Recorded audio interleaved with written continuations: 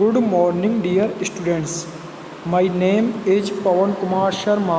I am the faculty of Electrical Engineering Department in Sri Digambar Institute of Technology, Dosa. Today we will study about the production of torque in a motor. So let us start with my topic, production of torque in a motor. Torque is defined as the action of a force on a body that tends to cause that body to rotate.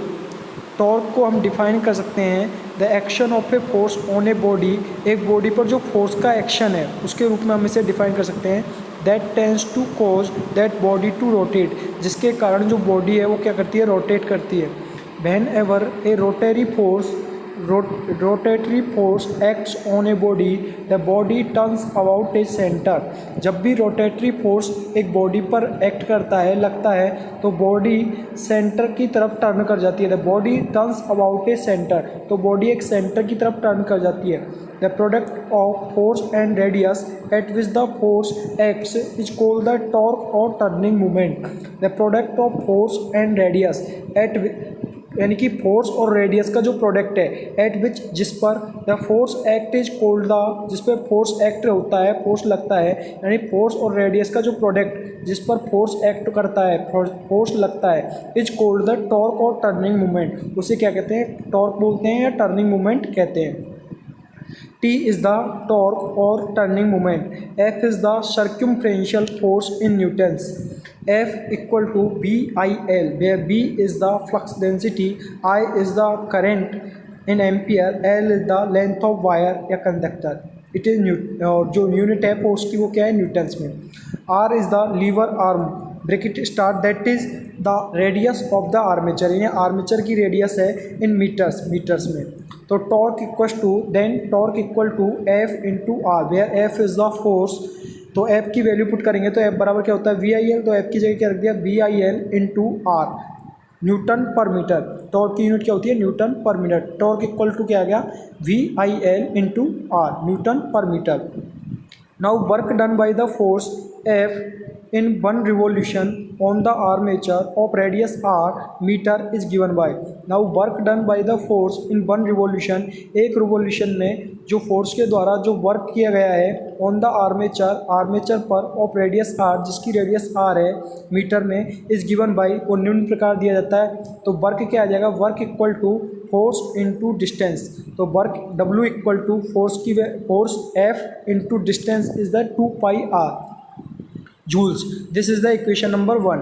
तो यहाँ पे एक motor दिखाई गई है जिस पे motor की जो स्पीड है वो क्लॉकवाइज डायरेक्शन में है, और फोर्स है जो इस तरीके से लग रहा है, ये आर है, वो क्या है, आर्मेचर की रेडियस है, ये इसका क्या है, सेंटर है. ठीक है. तो यहाँ पे एक मोटर दिखाई गई है जहाँ पे जो स्पीड है, मोटर की स्पीड है वो क्लॉकवाइज डायरेक्शन में है, फोर्स इस डायरेक्शन में लग रहा है, और जो ये आर है वो क्या है, रेडियस है आर्मेचर की मीटर में, और ये क्या है, सेंटर है, ये क्या है, सेंटर है. ठीक है.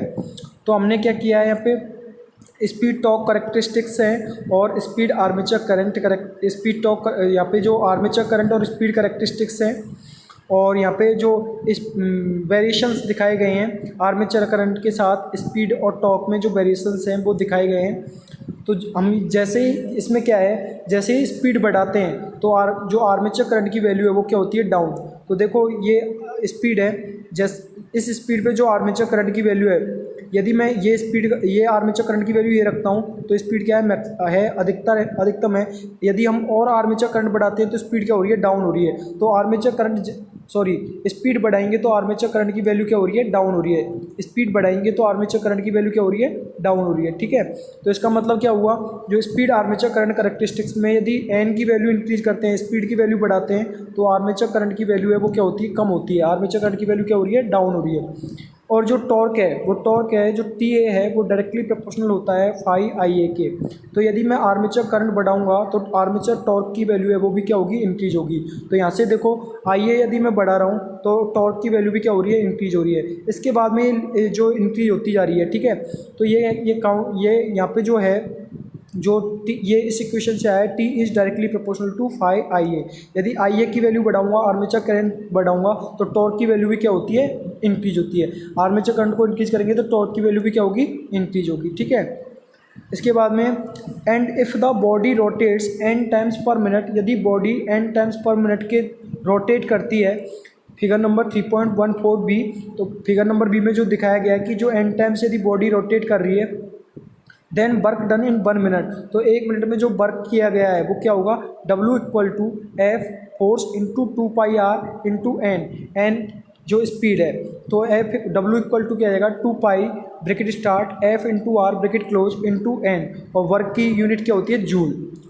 Since we know that since F into R equal to होता है T, T is the torque, F into R equal to होता है टी, द टॉर्क 2π, ये क्या है, टी क्या है, टॉर्क है, एफ इंटू आर बराबर क्या होता है टी, और टी किसको रिप्रेजेंट कर रहा है, टॉर्क को, 2πn/60 equal to total angle in radians turned in 1 second, यानी 1 सेकेंड में जो टोटल एंगल है रेडियंस में वो ट्यून, 1 सेकेंड में जो जितना एंगल है वो रेडियंस में है, टोटल एंगल है किसमें, रेडियन में, total angle in radians turned in 1 second, जो एक सेकंड में ट्यून्ड हुआ है, जो रेडियन में एंगल है, total angle 2πn/60, W equals to, तो W equals to F into R into theta, तो थीटा यहाँ पे क्या है, जो एंगल है जो रेडियंस में है, तो एफ इंटू आर की जगह क्या रखेंगे, थीटा, तो एफ इंटू आर की जगह एफ इंटू आर की जगह क्या रखेंगे, टी, तो एफ इंटू आर की जगह क्या रख दिया मैंने, टॉर्क टी, और थीटा क्या है, जो टोटल एंगल है रेडियंस में जो 1 सेकेंड में ट्यून्ड हुआ है, ठीक है।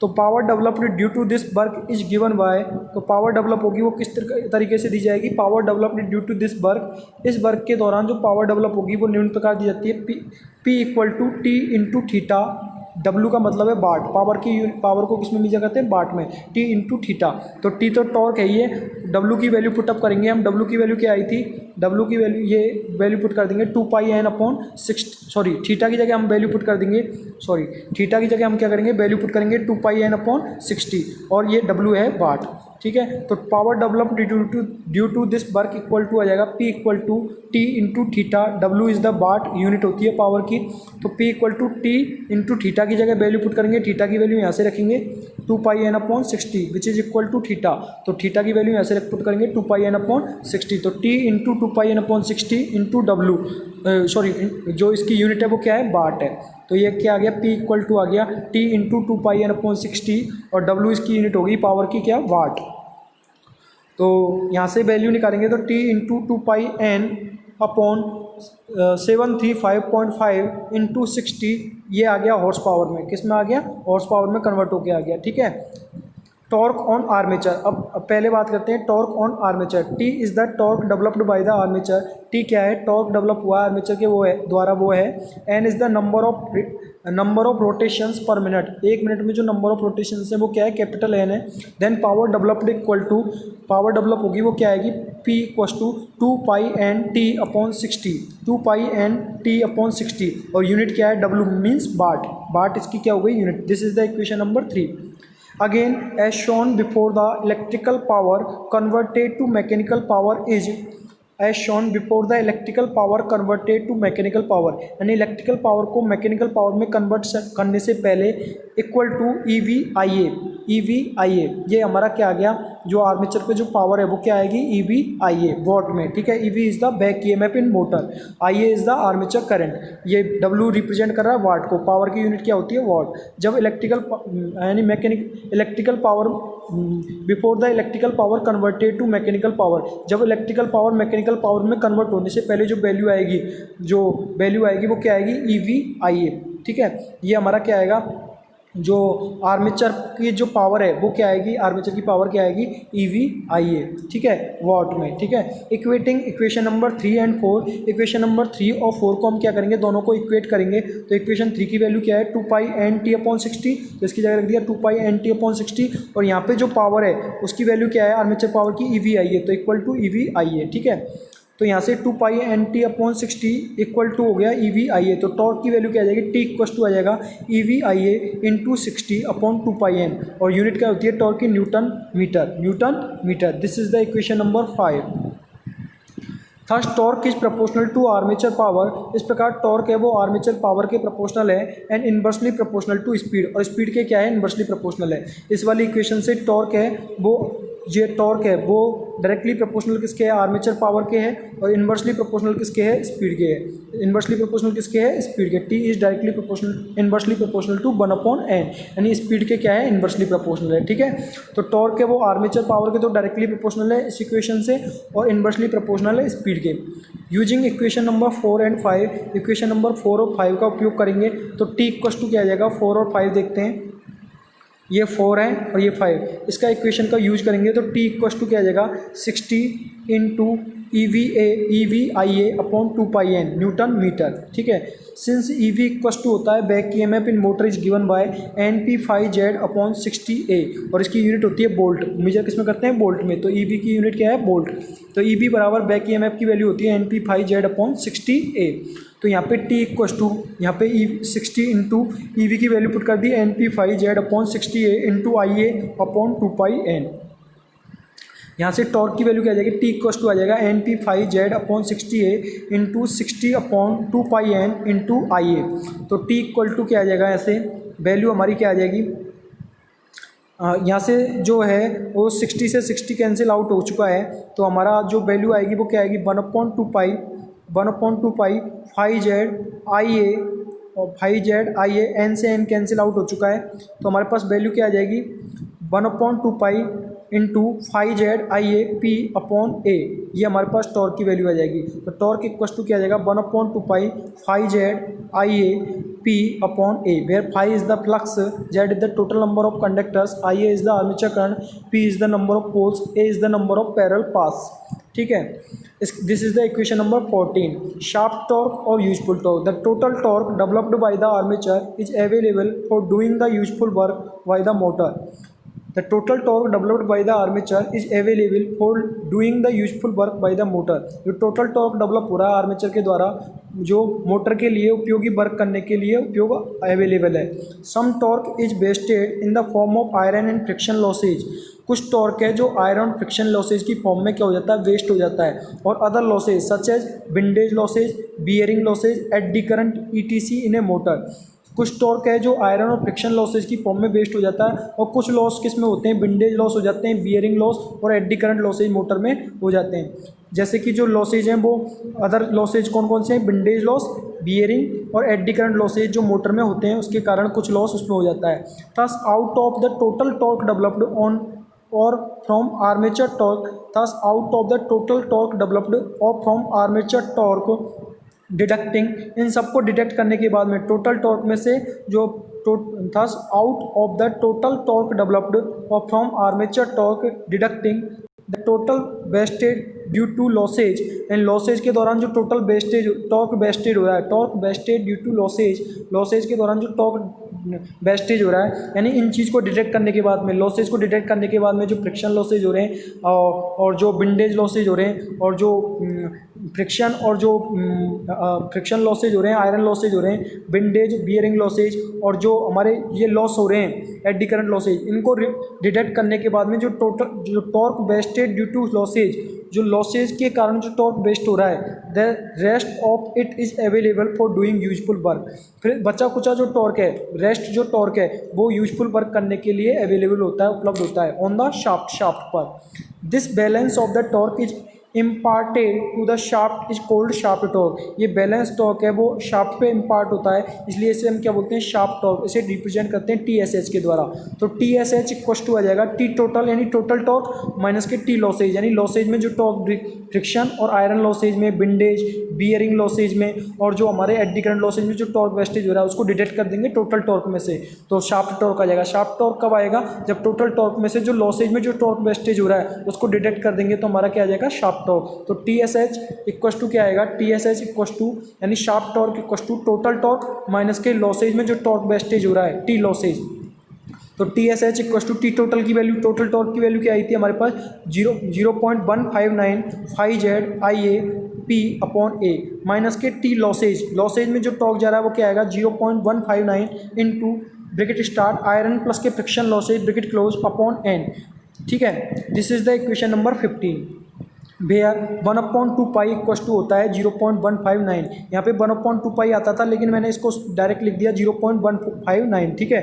And 0.159 into iron bracket start iron plus के friction losses upon N is the torque lost in overcoming the iron and friction losses. ये जो टॉर्क है, ये वाला जो टॉर्क है वो iron is the torque lost, जो टॉर्क लॉस्ट हुआ है इन overcoming the iron and friction losses, यानी आयरन और फ्रिक्शन लॉसेज को ओवरकम करने में जो टॉर्क लॉस्ट हुआ है वो टॉर्क कौन सा है 0.159 इंटू आयरन प्लस के फ्रिक्शन लॉसेज अपॉन एन।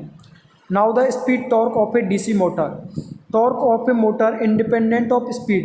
जो मोटर का जो टॉर्क है स्पीड के ऊपर इंडिपेंडेंट रहता है, निर्भर नहीं करता है। Torque of a motor independent of speed. जो मोटर का टॉर्क है वो स्पीड के ऊपर डिपेंड नहीं करता। इनफैक्ट वास्तव में it is the speed which depends on the torque and not vice versa. It is the speed which depends on the torque. जो स्पीड है वो टॉर्क के, इट इज़ द स्पीड, यह वह स्पीड है which depends on the torque, जो torque पर depend करती है, एंड नॉट वाइस वर्सा, ना कि इसका उल्टा। बल्कि जो टॉर्क है वो स्पीड के ऊपर डिपेंड नहीं करता, लेकिन जो स्पीड है वो टॉर्क के ऊपर डिपेंड करती है। तो since we know that relation about the motor n is directly proportional to EV upon phi। यहाँ पे वैल्यू पुट करेंगे EV की तो n is directly proportional to EV। Back EMF की वैल्यू पुट करेंगे तो B माइनस के IA upon phi। तो यहाँ पे प्रोपोर्शनल के साइन को हटाएंगे, इस प्रोपोर्शनल के साइन को हटाएंगे तो एक कांस्टेंट आएगा जिसको मैंने नाम दिया K। तो n इक्वल टू क्या आ जाएगा K B माइनस के IA अपॉन phi। तो n इक्वल टू K, ये B माइनस के IA क्या है EV, तो इसके जगह क्या रख दिया मैंने EV upon phi। This is the equation number 16। तो T A is directly proportional to phi I A, यानी आर्मेचर टॉर्क है वो डायरेक्टली प्रोपोर्शनल होता है फाई आई ए के। Suppose that the flux of a motor is decrease by decrease in field current, यानी field current को यदि हम डिक्रीज कर रहे हैं तो जो मोटर का जो फ्लक्स है वो भी क्या हो रहा है, डिक्रीज हो रहा है। Suppose that the flux of a motor is decreased by decreasing the field current, यानी इस फील्ड करंट को आई ए को मैं डिक्रीज कर रहा हूँ तो फ्लक्स भी क्या हो रहा है, डिक्रीज, सॉरी ये आई ए को मैं यदि डिक्रीज कर रहा हूँ, फील्ड करंट को डिक्रीज कर रहा हूँ तो फ्लक्स भी क्या हो रहा है, डिक्रीज हो रहा है, फाई की वैल्यू भी क्या हो रही है, डिक्रीज हो रही है। Suppose that the flux of a motor is decreased by decreasing the field current, हम ये सपोज कर रहे हैं कि जो मोटर का जो फ्लक्स है वो डिक्रीज हो रहा है जब हम फील्ड करंट को डिक्रीज करने के द्वारा मोटर का जो फ्लक्स है वो भी क्या हो रहा है, डिक्रीज हो रहा है। Then following sequence of events takes place, तो निम्नलिखित जो इवेंट्स हैं वो होती हैं। पहला है back EMF EV drops instantly, back EMF EV drops instantly, जो बैक ईएमएफ है वो इंस्टेंटली ड्रॉप होता है। स्पीड रिमेन्स कांस्टेंट, और स्पीड क्या रहती है, कांस्टेंट रहती है, because of inertia of the heavy armature, क्योंकि हैवी आर्मेचर के इनर्शिया के कारण जो स्पीड है वो क्या रहती है, कांस्टेंट रहती है, और बैक ईएमएफ है वो इंस्टेंटली ड्रॉप होता है। Due to decrease in EV, जब ईवी में डिक्रीज होगा तो आईए इज इंक्रीज, तो आईए इंक्रीज होता है। ईवी जैसे ही डिक्रीज होगा, बैक ईएमएफ डिक्रीज होने के दौरान आईए है जो आर्मेचर करंट है वो क्या होता है, इंक्रीज होता है, बिकॉज क्योंकि आईए इक्वल टू होता है बी माइनस के ईवी अपॉन आर ए। आईए इक्वल टू क्या होता है, बी माइनस के ईवी अपॉन आर ए। तो यहाँ से यदि मैं ईवी को डिक्रीज करूँगा तो आईए की वैल्यू क्या होगी, इंक्रीज होगी। यदि ईवी को मैं क्या कर रहा हूँ, ईवी की वैल्यू को डिक्रीज करूँगा, ईवी को यदि डिक्रीज कर रहा हूँ तो आईए की वैल्यू क्या हो जाएगी, इंक्रीज हो जाएगी, ठीक है। ईवी की वैल्यू यदि डिक्रीज हो रही है तो आईए की वैल्यू क्या हो जाएगी, इंक्रीज हो जाएगी, क्योंकि आईए इक्वल टू क्या होता है, बी माइनस के ईवी अपॉन आर ए। इस रिलेशन से यदि मैं ईवी की वैल्यू को डिक्रीज कर रहा हूँ, बैक ईएमएफ को डिक्रीज करता हूँ तो आईए की वैल्यू क्या होगी, आर्मेचर करंट की वैल्यू क्या हो जाएगी, इंक्रीज हो जाएगी। Hence the equation T A is directly proportional to phi A. T A is the armature torque, ये टी ए टाउ ए नहीं है, टी ए है। T A is directly proportional to phi I A, where phi is the flux, I A is the armature current. A small decrease in phi is more than counter balanced by a large decrease in I A. यदि मैं थोड़ा सा भी decrease कर रहा हूँ phi में, यदि फ्लक्स को मैं थोड़ा सा डिक्रीज कर रहा हूँ, स्मॉल डिक्रीज इन फाई, यदि फाई में मैं थोड़ा सा यानी फ्लक्स में थोड़ा सा डिक्रीज कर रहा हूँ, is more than counter balanced by a large decrease in I A, तो उसके कारण क्या होता है, आई ए में जो आर्मेचर करंट में ज़्यादा आर्मेचर करंट है वो ज़्यादा डिक्रीज हो जाता है, ठीक है। यदि मैं क्या कर रहा हूँ, यदि फाई को मैं डिक्रीज कर रहा हूँ, फाई की वैल्यू को थोड़ा सा डिक्रीज कर रहा हूँ तो आई ए की वैल्यू है वो क्या होती है, ज़्यादा डिक्रीज हो जाती है, तो आई ए की वैल्यू भी क्या हो जाएगी, डिक्रीज हो जाएगी, more decrease in I A. Hence the equation T A is directly proportional to phi I A small decrease in phi is more than counter balanced by a large decrease in I A. With the result परिणाम स्वरूप that there is a net increase in T A. तो इससे क्या होगा, परिणाम स्वरूप जो armature torque में जो नेट इंक्रीज होता है, with the result that there is a net increase in T A, यानी आर्मेचर टॉर्क है, जो नेट आर्मेचर टॉर्क है वो क्या हो जाएगा, जो इंक्रीज हो जाएगा, यानी आर्मेचर टॉर्क है वो क्या हो जाता है, इंक्रीज हो जाता है। नेट आर्मेचर टॉर्क की वैल्यू क्या हो जाती है, इंक्रीज हो जाती है। ठीक है, with the result that there is a net increase in T A, यानी कि जो आर्मेचर टॉर्क है वो उसकी वैल्यू में जो इंक्रीज हो जाती है ना, तो आर्मेचर टॉर्क की वैल्यू में नेट इंक्रीज होता है। ठीक है, तो यहाँ से जो आर्मेचर टॉर्क की वैल्यू है टी ए की वैल्यू में ज़्यादा जो टी ए है, with the result that there is a net increase in T A. Hence the equation TA is directly proportional to phi A. A small decrease in phi is more than counterbalanced by a large decrease in IA, with the result that there is a net increase in TA. ठीक है, इससे क्या होता है, TA की value क्या होगी, TA की वैल्यू में नेट जो TA की वैल्यू जो नेट आर्मेचर टॉर्क है वो क्या हो जाता है, इंक्रीज हो जाता है। This increase in TA produces and increase in motor speed. ये जो टॉर्क, यदि टॉर्क इंक्रीज होगा तो मोटर की स्पीड भी क्या होती है, इंक्रीज होती है। दिस इंक्रीज इन टी ए, जब टॉर्क में इंक्रीज, यह टॉर्क में जब इंक्रीज होगा, produces and increase in motor speed, तो मोटर की स्पीड भी क्या होगी, इंक्रीज होगी। यदि टॉर्क बढ़ेगा, आर्मेचर टॉर्क की वैल्यू यदि इंक्रीज होती है तो मोटर की स्पीड भी क्या हो जाएगी, इंक्रीज हो जाएगी। ठीक है, तो motor speed varies inversely as the flux. Motor की जो स्पीड है वो वेरी करती है इन्वर्सली वेरी करती है एज द फ्लक्स से। तो N is directly proportional to E V upon phi. इससे आपको पता लग रहा होगा जो मोटर की स्पीड है वो फ्लक्स के इन्वर्सली प्रोपोर्शनल है। ठीक है, तो यदि फ्लक्स को बढ़ाएंगे तो जो फ्लक्स बढ़ेगा तो स्पीड की वैल्यू क्या हो जाएगी, डाउन हो जाएगी। ठीक है, तो मोटर की जो स्पीड है वो वेरी करती है इन्वर्सली फ्लक्स के, है ना, फ्लक्स के इन्वर्सली प्रोपोर्शनल होती है मोटर की स्पीड। ठीक है, thank you dear students, thank you dear students, thank you.